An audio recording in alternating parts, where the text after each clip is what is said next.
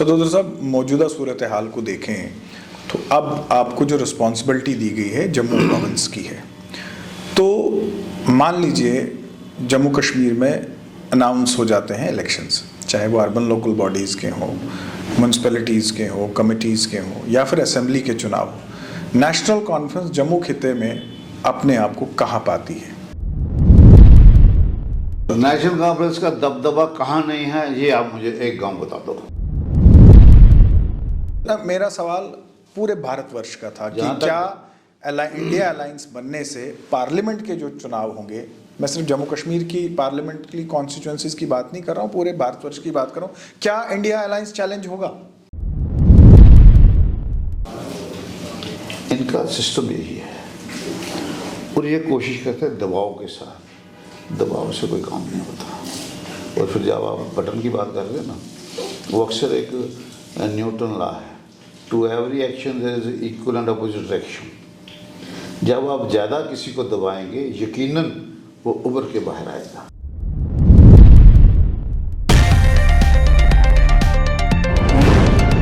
News now देखने वाले सभी दर्शकों का स्वागत है। आप देख रहे हैं स्पॉटलाइट और मैं हूं फहीम। स्पॉटलाइट में आज हमारे मेहमान हैं जम्मू कश्मीर नेशनल कॉन्फ्रेंस के एडिशनल जनरल सेक्रेटरी अजय सदोत्रा। सदोत्रा साहब, प्रोग्राम में आपका स्वागत है। नमस्कार सदोत्रा साहब, अभी नेशनल कॉन्फ्रेंस में जो फेरबदल हुआ उसमें आपको एक नया ओहदा जो है वो दिया गया। सबसे पहले मैं ये जानना चाहूँगा कि आप इस जिम्मेदारी को जो है वो किस तरह से देख रहे हैं? देखिए, वाज़ेह है कि जहाँ तक मेरा तल्लुक़ है और जम्मू कश्मीर नेशनल कॉन्फ्रेंस का तल्लुक़ है जी, आज तक करीबन 50 साल के करीब होने लगे हम नेशनल कॉन्फ्रेंस में चल रहे हैं। और नेशनल कॉन्फ्रेंस जो है रीजनल पार्टी है, कैडर बेस्ड पार्टी है। नेशनल कॉन्फ्रेंस का हर गांव में कैडर है। मैं अरस्तुवाइल J&K स्टेट की बात करता हूँ। अब ये फारूक अब्दुल्ला साहब और उमर अब्दुल्ला साहब ने जो फैसला किया, हमें एडिशनल जनरल सेक्रेटरी बनाया, ये तो उनकी मेहरबानी है, उन्होंने हमें बनाया। मगर हम सिपाही हैं। अगर हमको वो कहेंगे भाई आपने गेट पे खड़े होके यहाँ संतरी का काम करना, हम उसके लिए भी राज़ी हैं, क्योंकि ये डिसिप्लिन की बात है जी। हमारे जितने बड़े बड़े स्टालवर्ड्स के साथ मुझे मौका मिला काम करने का, जो नेशनल कॉन्फ्रेंस के बड़े बड़े नेता थे जी, तो उनसे हमने एक ही बात सीखी कि commitment to the party and commitment to the leadership. तो बाकी लोगों की सेवा करो। पार्टी इसीलिए है लोगों की सेवा करने के लिए। पार्टी इसलिए नहीं है कि हम गवर्नमेंट में जाएं, मैं मिनिस्टर बन जाऊँ। ये मैं अगर मिनिस्टर बनूँ तो आज अगर मैं 4 आने काम करता हूँ, फिर मैं यानी 1 रुपया करूँ। हमारा मकसद ये है। शेख अब्दुल्ला साहब ने वाज दफ़ा कहा कि भाई जो गवर्नमेंट है इट इज़ एन इंस्ट्रूमेंट के लोगों की सेवा करने के लिए जी। ये कोई अपने लिए नहीं होती है। तो नेशनल कॉन्फ्रेंस आज भी देख ले कि हम कोशिश करते हैं जितने लोगों के साथ हो सके, और खुदा के फजल से मैं तकरीबन 18 साल लेजिस्लेटर रहा और तकरीबन 10 साल मिनिस्टर भी रहा, और मैं कोई 9 साल के करीब प्रोविंशियल प्रेसिडेंट भी रहा। पहले मैं वाइस प्रेसिडेंट भी था प्रोविंस में। तो हम समझते हैं कि जो भी जिम्मेवारी मिले उसको निभाना चाहिए इस ढंग से कि एक तो हमारा जो कारकुन है, वर्कर है, उसका इज्जत एहतराम हो।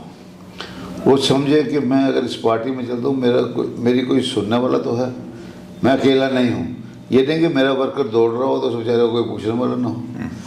तो दूसरी बात यह है कि हमारा मकसद है कि लोगों की खिदमत करना। लोगों को नेशनल कॉन्फ्रेंस तभी मजबूत होगी अगर हम लोगों की खिदमत करेंगे जी।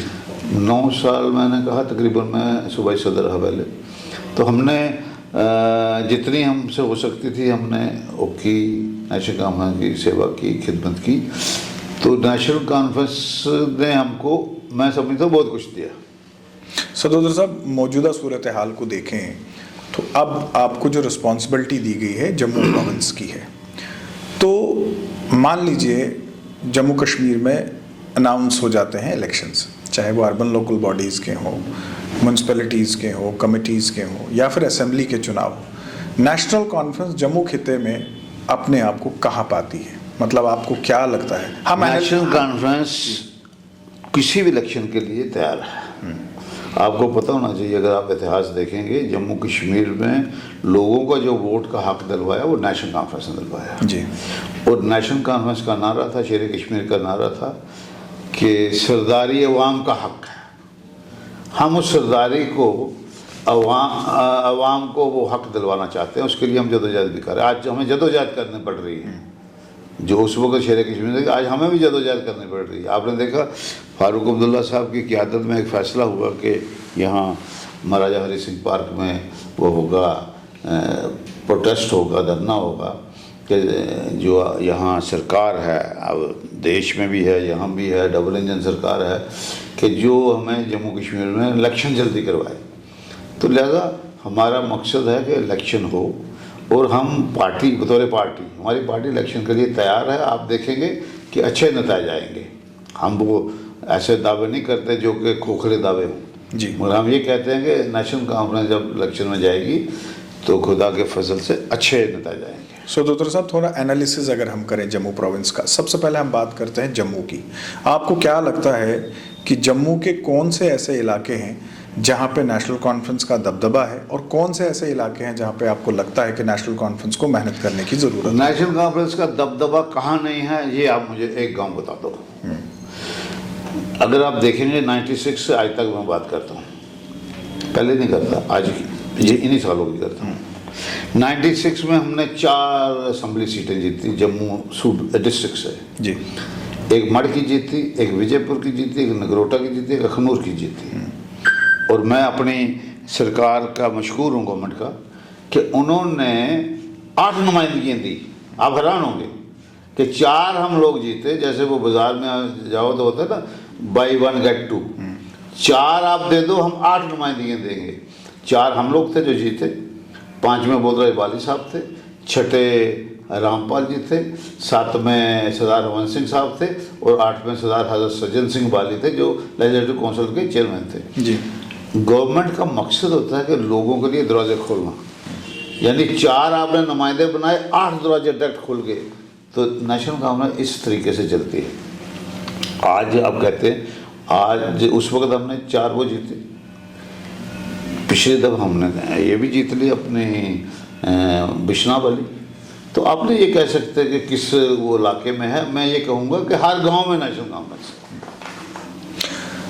अच्छा, इसके अलावा मैं ये भी जानना चाहता हूँ सदुद्रा साहब कि इस वक्त जो मौजूदा सूरत हाल है, ख़ासकर जम्मू खिते की हम बात कर रहे हैं, जो मुश्किलात है लोगों की, 2019 के बाद जो पहला चुनाव हुआ वो कारगिल में हुआ। हालांकि चुनाव बेशक छोटे लेवल पे था, लेकिन आपका अलायंस जो है वो कांग्रेस के साथ हुआ और जिन 10 सीटों पे अलायंस हुआ, 9 सीटों में जो है वो आप जीत गए और फार्मूला बड़ा क्लियर था अलायंस का। आपने कहा कि अगर हमने बीजेपी को इन सीटों पे बाहर रखना है तो हमारा अलायंस जो है वो ज़रूरी है।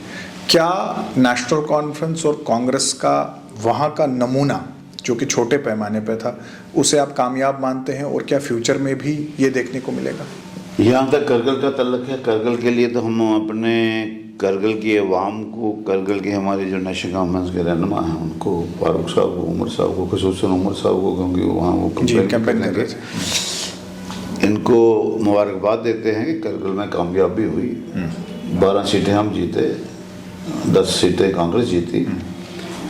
ये दर्शाता है कि इंडिया जीता है। और जब जो कोई भी इलेक्शन आएगी उसमें क्या सिचुएशन डेवलप होगी वो एक अवामी फैसले के साथ उस पर जो भी अमल होगा वो आपके सामने आ जाएगा। क्योंकि अब पहले कहना इलेक्शन कब होती है, क्या होती है, क्या सिचुएशन बनती है, वो कहना नामुमकिन है। मगर यह है कि मैं आपको सब ये कहना चाहता हूँ कि आने वाले वक्त में जी अब बीजेपी के लिए इतना आसान काम नहीं जितना पहले था। लेकिन ये यकजहती जो है वो हमने पहले भी देखा कि नहीं बनी। गुफ्कार अलायंस जब बना और पंचायत के चुनाव हुए तो हमने देखा कि कांग्रेस जो है वो किस तरह से दोहरापन कांग्रेस ने दिखाया। पहले वो आपका हिस्सा बने, फिर उसके बाद वो नहीं बने। तो कहीं ना कहीं जो एक यकजहती का मैसेज आप लोग दे रहे थे उसमें दरार आ गई। अभी जो यकजहती बनी है इंडिया ब्लॉक की, उसके बाद तो वो बहुत बड़ी अलायंस बना है। तो वो जो आप बात करते हैं वो इसके मुकाबले में छोटी रह जाती है कि वहाँ हमारी नेशनल कॉन्फ्रेंस जो इंडिया ब्लॉक की एक हिस्सा है और जो नेशनल सतह पर कोऑर्डिनेशन कमेटी बनी है उसमें जनाब उमर अब्दुल्ला साहब उसके मेंबर हैं, जिसमें शरद पवार हैं जी, बाकी लोग भी हैं। तो मैं ये समझता हूँ कि अब हमें आगे बात करनी है, अब पीछे देखने की जरूरत नहीं है।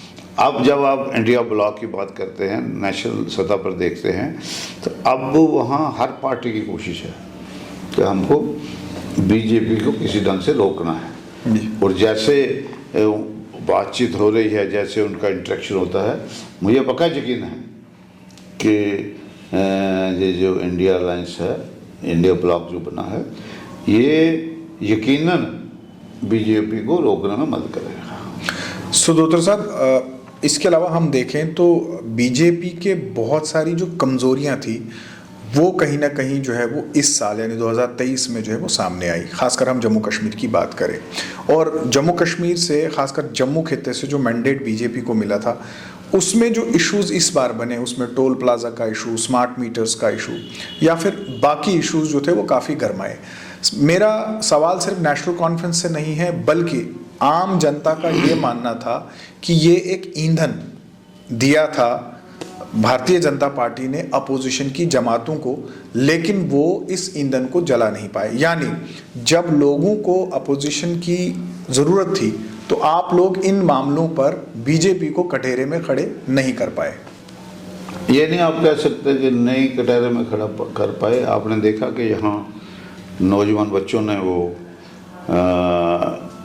टोल प्लाजा पर एक एजिटेशन की जी, तमाम पार्टियां उनके साथ हो गई, रिस्पेक्टिव आपके हमें हमारी क्या बात है क्या नहीं है, हम सब ने। लेकिन सदोत्रा साहब, युवा राजपूत सभा ने क्यों शुरुआत की? नेशनल कॉन्फ्रेंस ने क्यों? मेरे सुनो जी, उन्होंने अगर शुरू किया, एटलीस्ट जो अपोजिशन पार्टी, वहाँ किसी ने सैबोटाइज नहीं किया, उनको सैबोटाइज किया रूलिंग क्लिक ने। और रूलिंग क्लिक अपने आप में समझा कि हमने फिजल आउट कर लिया, मगर फिजल आउट नहीं है, लोगों के अंदर आज भी गुस्सा है। अब वो गुस्सा कब निकलना है? जो हम जदोजहद कर रहे हैं, इलेक्शन कराओ, इलेक्शन होगा, वो बटन दबाने पर गुस्सा निकालेंगे, आप देखेंगे। और जब आपको पता है, जब वो राजपूत सभा ने अगर किया तो उसमें आपने देखा कि तमाम पार्टियां सड़कों पर थी, लोग तमाम सड़कों पर थे जी। यानी बीजेपी ने लोगों के जज्बात के साथ खिलवाड़ किया, उन नौजवानों को डिस्करेज किया, उनको उसमें जेल में रखा, उनको किसी को मिलने नहीं दिया, उन पर सख्तियाँ की, मगर तमाम पार्टियां उनके पीछे खड़ी हो गई, तमाम लोग, मैं कहूँगा जम्मू के लोग खड़े हो गए। अब सवाल है कि सरकार जो होती है, वेलफेयर सरकार होती है जी, सरकार के लिए पैसा कोई बड़ी चीज़ नहीं होती, लोगों के जज्बात, उनके एस्पायरेशन जो हैं उसकी ज़्यादा वैल्यू होती है। हमने भी सरकार की है, हम लोगों की एस्पायरेशन को ज़्यादा वजन देते हैं। इस सरकार ने, बीजेपी ने लोगों के साथ खिलवाड़ किया। इन्होंने वो मसलन टोल प्लाजा अगर कहते हैं जी जब तक सड़क ठीक नहीं होगी हम नहीं लेंगे, उससे क्या फर्क पड़ता है? कितना पैसा कम हो जाता है? हमारा बड़ा देश है, माइटी कंट्री है जी, महान देश है, हमारे महान देश को कोई इतने पैसे से फर्क नहीं पड़ता। मगर एरोगेंस और जिसको कहते हैं रिजिडिटी, अब सरकारों को रिजिड नहीं होना चाहिए, इनको एरोगेंस दिखानी चाहिए, बल्कि लिबरल और प्रो पीपल होना चाहिए। इस एजिटेशन के बाद ये पता चल गया कि ये जो डबल इंजन सरकार है, इट इज़ एंटी पीपल और ये रिजिडिटी पर खड़े हैं। और कभी कभी होता है कि ऐसी एरोगेंस से आदमी धोखा खा जाता है। तो यहाँ मसलन स्मार्ट मीटर की बात है जी, स्मार्ट मीटर पर हमारे लोगों ने प्रोटेस्ट किया और पहली दफ़ा मैंने देखा कि स्मार्ट मीटर लगाने हैं, ठीक है लगाओ। आप कभी कहते हो डिजिटल मीटर बहुत बढ़िया थे, 2 साल के बाद कहते स्मार्ट मीटर बड़े बढ़िया हैं, और 2 साल के बाद वो सुपर स्मार्ट आ गए हैं जी। तो लोगों को क्यों परेशान करते हो? उस डिजिटल मीटर में बताओ ना कमी क्या थी जो आज आप रिप्लेस कर रहे हो। आपने उस वक्त डिजिटल मीटर के भी लोगों से पैसे लिए, तो आज आप इधर स्मार्ट मीटर। ये पहली दफ़ा हुआ है कि सरकार ने डीसी एसपी के नाम ऑर्डर कर दिया है, अगर कोई स्मार्ट मीटर नहीं लगाएगा आपने जबरदस्ती जाकर लगाना है। इन चीज़ों के लिए अगर कोई इशू बन भी जाए तो तमाम स्टेक होल्डर्स को कॉन्फ्रेंस में लेके डिस्कस किया जाता है, कोई प्लस माइनस थोड़ा सा अगर फ्लेक्सिबिलिटी कहीं दिखाई जाती है वो होता है। ये नहीं है कि आप इधर से प्रोवोकेटिव स्टेटमेंट दो, देखो जी आप रखते हो आईफोन, आपको क्यों नहीं लगाएंगे स्मार्ट मीटर। भाई आईफोन कितने लोगों के पास है? इस किस्म के इस लेवल पे स्टेटमेंट अच्छे नहीं लगते, क्योंकि हम भी पॉलिटिकल आदमी हैं। हम समझते हैं कि जो भी आदमी मुंह से कोई बात निकाले वो किसी को हर्ट ना करे जी, उसको ये लगे कि ये बात जो हुई है ये बड़ी सेंसिबल बात है। तो अब पता नहीं इनको ये एंजॉय करते हैं। मैं तो ये कहूँगा, वो डोगरी में कहते हैं कि वो किसी को नाचें तू देना तो फिर मज़ा लेना भी देखे सी नाचें तू लगा। लेकिन सदोत्रा साहब, जिस तरह से रूलिंग जमात ने अपोजिशन की थी, आप लोग वो अपोजिशन जो है वो नहीं कर पाए। मैं जस्ट एक एग्जांपल देता हूँ कि मैंने भी बड़ी करीब से देखा है जब आप लोग हुकूमत में थे, जब आपकी सरकार थी, यही जमातें जो थी इंदिरा चौक में छोटे छोटे इश्यूज़ को लेकर जो है वो सड़क बंद कर देती। आपके ऊपर क्या डर है कि आप लोग सड़कों पर नहीं? देखिए बाजे, हमारी जो सरकार थी, हमारी सरकार के सामने आया प्रॉपर्टी टैक्स का मसला, जनाब फारूक अब्दुल्ला साहब के चीफ मिनिस्टर थे जी, तो उन्होंने 1 मिनट में कहा कि इसको ख़त्म करो, ख़त्म कर दिया। अब मैंने कहा ना, ये वो नासें तू देने वाली बात, इन्होंने कहा वो हर आदमी के घर की मेजरमेंट भी करो, जाके गरीब आदमी की मेजरमेंट करो, उसको प्रॉपर्टी टैक्स लगाना है। आज तक इन्होंने प्रॉपर्टी टैक्स लगाया होता, इनको डर हो, क्योंकि इनका हर एक्शन जो होता है वो वोट के लिए होता है। जब इन्होंने देखा कि हम करने वाले हैं असेंबली इलेक्शन या अपने म्यूनसिपल इलेक्शन, तो इन्होंने उसको विधायक कर दिया, इनमेंस कर दिया।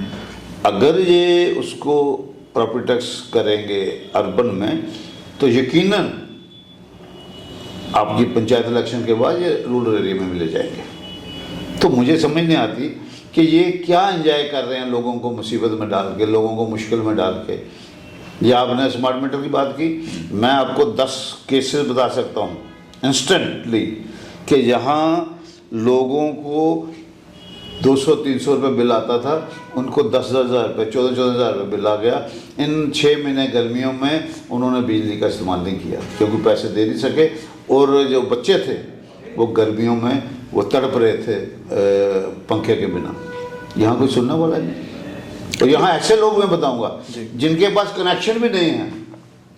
मसलन आपकी दुकान है, मैंने आपसे दुकान किराए पे ली जी, आप किराया देते हैं उनको, आपके पास रसीद है, तो मैं तो किराएदार हूँ, आगे मेरी बिजली काट देते हैं। तो वो कहता है यार आप नहीं, आपका भी किराया है, आपको भी ये बिल है। वो कहता है जनाब मैं था ही नहीं किराएदार, मुझे बिल कहाँ से आ गया। इस किस्म की तो बातें हैं, कुछ सुनने वाला नहीं उसमें, सरकार में और इसमें लोगों में बहुत बड़ा गैप है। लेकिन सदोत्रा साहब, अगर लोग इतने ज़्यादा तंग होते तो जन सैलाब होता। चैम्बर ने जब स्मार्ट मीटर्स के ऊपर कॉल दी तो हमने देखा कि लोगों ने बिल्कुल समर्थन नहीं किया, साथ नहीं दिया। और दूसरा, आपने बात की वेलफेयर स्टेट की, तो मैं पिछला इलेक्शंस आपको जो है वो याद दिलाना चाहूँगा।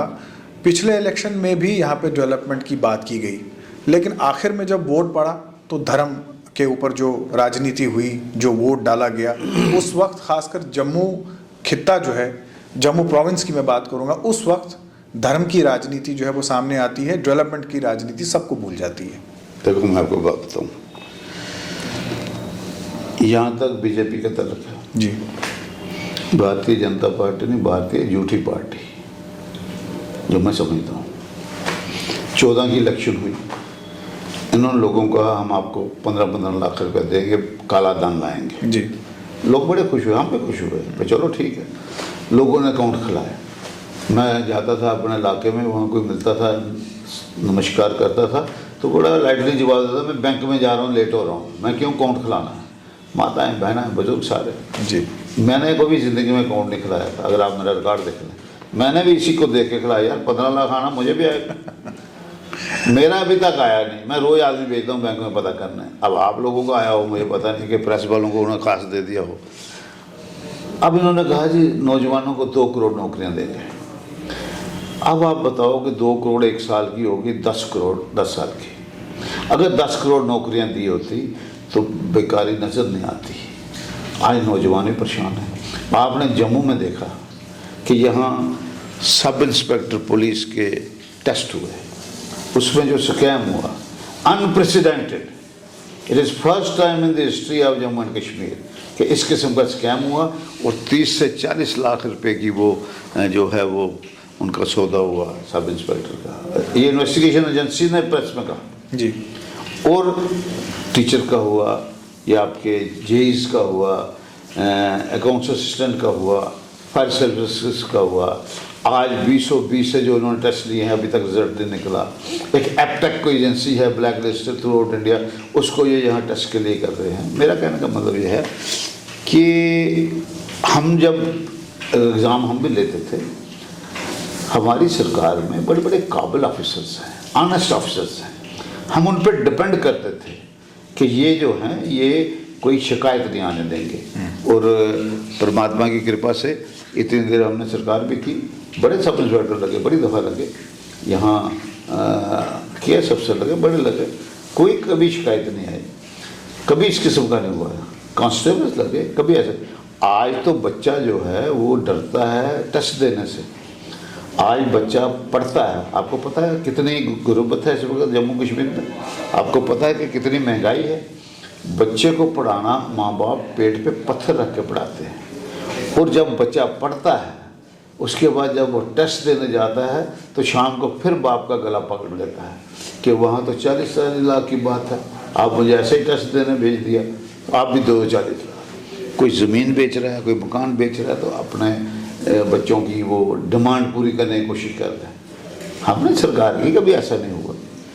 अब आप कहोगे भाई इन बातों पे लोग महसूस नहीं कर रहे हैं। यहाँ किसानों को इन्होंने कहा कि आपको डबल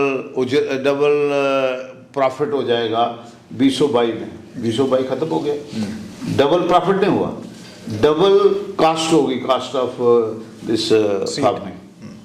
आप अंदाज़ा लगाइए। आपने कहा हम आखिरी आदमी तक पहुँचेंगे, इन्होंने कहा ना, बड़ी दफ़ा इनके लीडर कहते हैं बीजेपी वो पार्टी है जो आखिरी आदमी तक पहुँचेगी। मैं इनको मुबारकबाद देता हूँ, ये आखिरी आदमी तक पहुँचे। जो लास्ट में बुढ़िया बैठी थी, जो 1000 रुपये पेंशन लेती थी, वहाँ कोई विधवा बैठी थी, वहाँ कोई हैंडीकैप बैठी थी, उसकी इन्होंने पेंशन बंद कर दी। लास्ट में जो बैठा था बेचारा 200 रुपये मीटर बिजली का किराया देता था, उसको 14,000 रुपये। इन्होंने अपना काम किया है, लास्ट आदमी तक पहुँचे। इन्होंने सबसे बड़ी बात है कहा जी डिजिटल इंडिया करेंगे। मुझे बताओ डिजिटल इंडिया क्या करना? आपका टेलीफोन चार्ज नहीं होता, बिजली नहीं होती। यहाँ कोरोना हुआ, इन्होंने कहा जी स्कूल के बच्चे, इनकी परेशानी हो रही है, इनको ऑनलाइन पढ़ाया जाएगा। अब आप एक मीडिया हाउस से तल्लक रखते हो, आप एक इंडिपेंडेंट इंक्वायरी करो, क्या उस कोरोना दौर में ऑनलाइन आम बच्चा पढ़ा? जवाब है नहीं, बिजली नहीं थी, कहाँ से पढ़ना था। लेकिन वही 10 लोग पढ़े। लेकिन आप देखिए जनाब गवर्नर साहब, लेफ्टिनेंट गवर्नर साहब अपनी पीठ खुद थपथपा रहे हैं, कहते हैं जी 80% लोग इलेक्शन नहीं चाहते। फिर उन्होंने कहा जी मैंने नहीं कहा, एक मीडिया हाउस का सर्वे है। हमें बताओ ना कौन सा सर्वे, किस मीडिया हाउस ने किया और उनका सैंपल सर्वे का क्या सिस्टम था। आप घर बैठ के अपनी पीठ थपथपा रहे हो कि 80% लोग नहीं चाहते। लेकिन सदोता करगिल के बाद जी, करगिल ने साबित कर दिया कितने % लोग इलेक्शन चाहते हैं और क्या चाहते हैं। सदोता साहब, तस्वीर का ये एक पहलू है। दूसरा पहलू पे अगर आप नज़र मारें तो आप देख सकते हैं कि हालात कितने बेहतर हो गए हैं, टूरिज्म कितना बेहतर हो गया, बड़े बेहतर हो गए। सड़कों के जाल आप देखें, मुबारक है, आप बड़े बेहतर हो गए। आप ट्रेन जो है वो कश्मीर जा रही है। पुंछ का भूल गए, कुछ इंसिडेंट्स हैं जी, पुंछ का भूल गए, आप इसका भूल गए, क्या कहते हैं इसको, रजौरी का इंसिडेंट भूल गए, आप अभी कोकरनाग का इंसिडेंट भूल गए। किसी कर्नल साहब का मरना, मेजर साहब का मरना या डीएसपी का मरना छोटी बात नहीं, हाईली कंडेमेबल। मगर उसको भी आप ताली बजाओगे कि हालात ठीक है, तो फिर मैं क्या कह सकता हूँ। अगर आप हालात ठीक कहते हो, करा दो सुबह इलेक्शन, आप ही राय दो उनको, फिर कराओ इलेक्शन, पता चल जाएगा where they stand, where we stand. सड़कों का जाल, पुल, टनल, रेल अगले महीने कश्मीर जाना, बिजली के नेटवर्क में सुधार, नए ग्रिड स्टेशंस, ये सेपरेटिज्म, जितने भी काम आपने मुंह से बोले हैं, ये सब पिछली सरकार जो थी कांग्रेस की जो जी। यानी वो उस वक़्त था अलायंस जो था उसकी उस समय में शुरू हुई। अब फीता कोई भी काटे, अब बड़े काम होते हैं, हम स्टार्ट करते हैं, फीता कोई काटता है, तो फीता काटने से कुछ नहीं होता, लोग ये सब अंडरस्टैंड करते हैं। मगर आज जब आप महंगाई की बात करते हैं जी, गैस का रेट कहाँ जा रहा है, आपका सरसों का तेल कहाँ जा रहा है, आटे चावल का रेट कहाँ जा रहा है, और जब आप ये कहते हैं कि साहब किसी बीजेपी के वाले को कह के देखो भाई बड़ी महंगाई, वो कहेगा ये छोड़ो महंगाई, देश खतरे में है। मेरा देश बहुत महान है, इसकी जड़ें पताल तक हैं, इसको कोई खतरा नहीं हो सकता। मगर उन्होंने ये एक चादर रखी है, फटाफट आपके मुंह में डाल देंगे तो देश खतरे में है। अगर आपने उनको कहा यार महंगाई है, घर में बच्चा मोटरसाइकिल आगे 20 रुपये का रोज का तेल फूकता था, आज वो 100 रुपये का फूकता है, ये क्या करते हो, इतना बढ़ गया ये, तो फिर वो कहेंगे अच्छा अब आपका धर्म खतरे में है। अब ना हिंदू धर्म खतरे में है, ना मुसलमान है, ना है, ये एक विशाल देश है, ये गुलदस्ता है जी। जनाब प्राइम मिनिस्टर साहब, देश के प्राइम मिनिस्टर, मेरे प्राइम मिनिस्टर, आपके भी हैं, वो दुनिया में जाके बोलते हैं मैं 150 करोड़ का प्राइम मिनिस्टर हूँ, तो उसमें सारे आते हैं ना, तो देश खतरे में कहाँ। मगर इलेक्शन के लिए, वोट के लिए जब उनकी खुद कुर्सी खतरे में आती है, वो कहते हैं देश खतरे में, वो कहते हैं धर्म खतरे में। अब कुछ बेचारे सीधे साधे लोग इस चीज़ में बह जाते हैं, मगर अब लोग भी समझ गए हैं कि हमारी जितनी मुश्किलात इस दौर में बढ़ी हैं शायद ही कभी बढ़ी।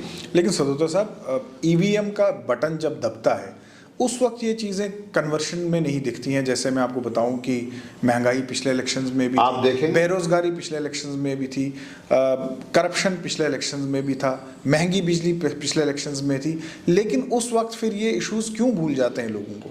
आप देखेंगे इस दफ़ा जब लोग फैसला करेंगे एक मायरेकल होगा, लोगों के दिलों में बड़ा गुस्सा है।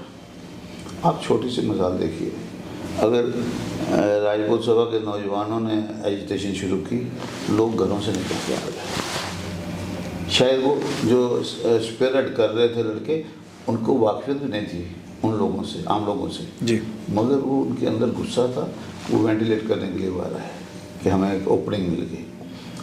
अब जब इलेक्शन होगी that will be the opening, गुस्सा वेंटिलेट करने के लिए, उसको आप उस वक्त आपको पता चलेगा, आप फिर मुझसे बात करना, आप कहेंगे आप ठीक कह रहे थे। सदोता साहब, अब इस वक्त जो चुनाव नज़दीक लग रहा है वो पार्लियामेंट के इंतखाबात लग रहे हैं, आपको लगता है कि इंडिया अलायंस बनने से पार्लियामेंट के जो चुनाव है उन पे भी कोई इम्पैक्ट रहेगा?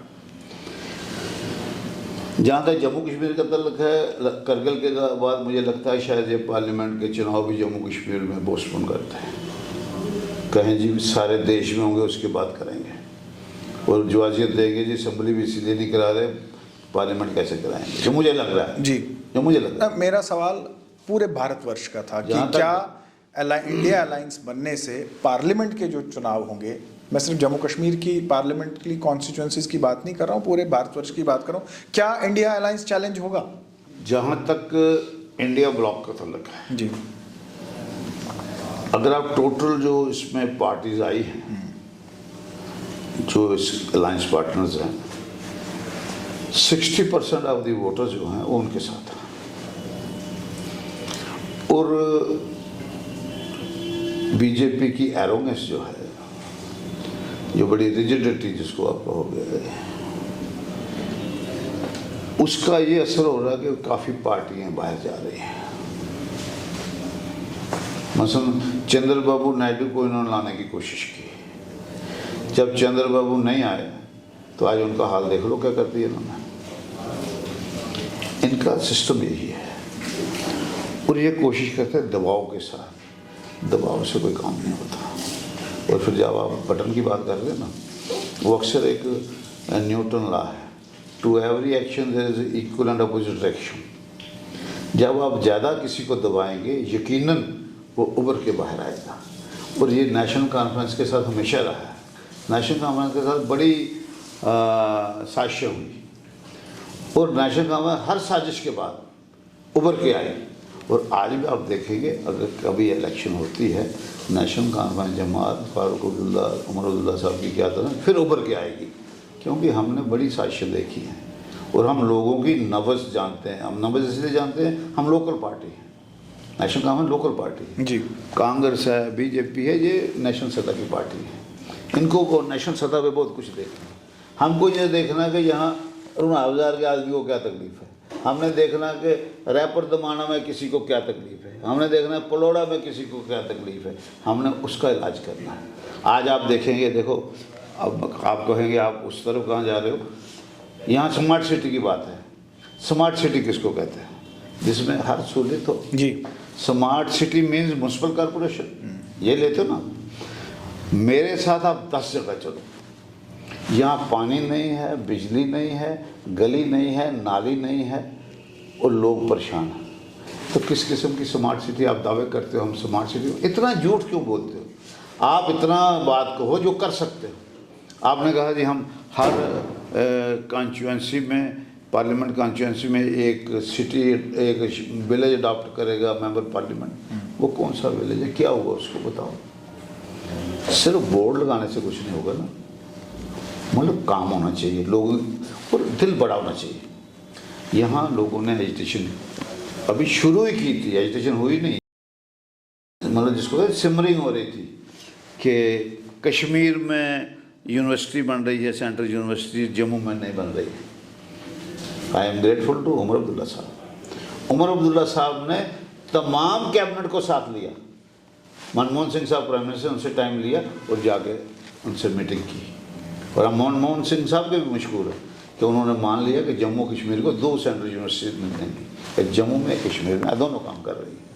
दिल इतना होना चाहिए। ये नहीं है कि अगर उसके स्मार्ट मीटर पर लोग परेशान हैं तो आपको नहीं, हमने डीसी और एसपी के जरिए लोगों ने, अगर मसलन ये टोल प्लाजा के लिए लोग कहते हैं जब तक सड़क ठीक नहीं हो तो आप इसको मत करिए, तो आप कहोगे नहीं हमने करने, क्योंकि ये हमारा वो आदेश है। सियासत में आदेश नहीं होते, सियासत में होता है कि लोगों को इन्वॉल्व करके चलना, लोगों को कॉन्फिडेंस में लेके चलना। यहाँ तो वो सब्जेक्ट ही नहीं है। यहाँ तो ये है कि जो हमने कहा वो कहते हैं ना, वो खुदा का वो हुक्म है, खुदाई हुक्म नहीं होता। जिस सियासत में खुदाई हुक्म नहीं होता।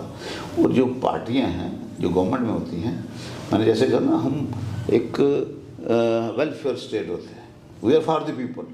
जब आप डेमोक्रेसी की बात करते हैं, आप कहते हैं by the people for the people. तो जब आप फॉर द पीपल हैं तो लोग अगर कोई आपको बात कहते हैं उसको मानना चाहिए। आप कहेंगे देखा मैंने इनकी फिजल आउट करा दी, बड़े खुश होंगे आपस में। तो फिजल आउट से कुछ नहीं होता, जो अंदर गुस्सा रहता है वो गुस्सा फिर वो एक मायरेकल बन जाता है। तो ये गुस्सा भी मायरेकल बनने वाला है। चलिए सदोत्रा साहब, आपके मुताबिक जम्मू कश्मीर और भारतवर्ष में जो है वो बदलाव तय है, आने वाला वक्त बताएगा। और जब पार्लियामेंट इलेक्शंस होंगे, उनके इंतखाबात आएंगे, एक बार दोबारा आपके साथ रूबरू होंगे और जो भी परिणाम होंगे उस पर ज़रूर जो है वो बात करेंगे। आपने समय दिया, आपका बहुत बहुत शुक्रिया। थैंक यू वेरी मच, बहुत बहुत शुक्रिया। तो ये थे हमारे साथ नेशनल कॉन्फ्रेंस के सीनियर लीडर अजय सदोत्रा, जो किसी तारुफ के मोहताज नहीं हैं। और इनका ये मानना है कि जम्मू कश्मीर में जब भी चुनाव होंगे, जम्मू कश्मीर में लोग जो है वो अपने गुस्से का इजहार जो है वो ज़रूर करेंगे। और इस बार ईवीएम जो है वो परिणाम जो है वो नेशनल कॉन्फ्रेंस के हक में होगा। और कारगिल इस मामले में जो है वो पहल कर चुका है। अब देखना ये होगा कि जम्मू कश्मीर में चुनाव कब होते हैं, और जब चुनाव होते हैं तो परिणाम किसके हक में होंगे, ये आने वाला समय जो है वो बताएगा। आप देखते रहिए न्यूज़ नाउ।